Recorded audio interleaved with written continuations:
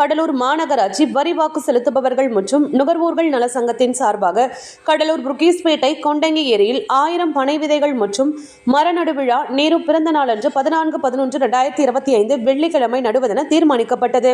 இந்த நிகழ்ச்சியில் கடலூர் மாவட்ட பயிற்சி உதவி ஆட்சியர் டி. மாலதி அப்பா கலந்து கொண்டு கொண்டங்கி ஏரியில் பனை விதைகளை நட்டு துவக்கி வைத்து சிறப்புரையாற்றுகிறார்.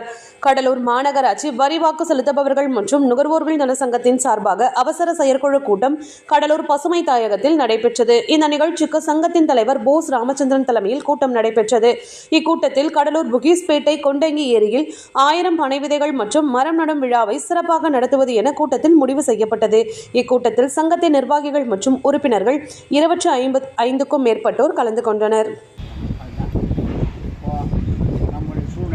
ஆகவே சங்கத்தில் உறுப்பினராக இருந்தாலும் சரி, உறுப்பினர் இல்லாட்டி போனாலும் ஆளுக்கு ஒரு நாளைக்கு கூப்பிடுவாங்க. கூப்பிட்டு வந்தீங்கன்னா அங்கே நமக்கு ஒரு 30 பேர் இருந்தால் 32-60 பேர் ஆகிடும் நமக்கு. அது அந்த சங்கத்திற்கு வலுவு சேர்க்கும். அவர் சொன்னார், எல்லாத்தையும் சொல்லிட்டார்.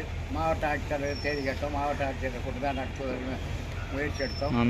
அவருடைய பரிந்துரையின் பேரில் தான் அந்த பயிற்சி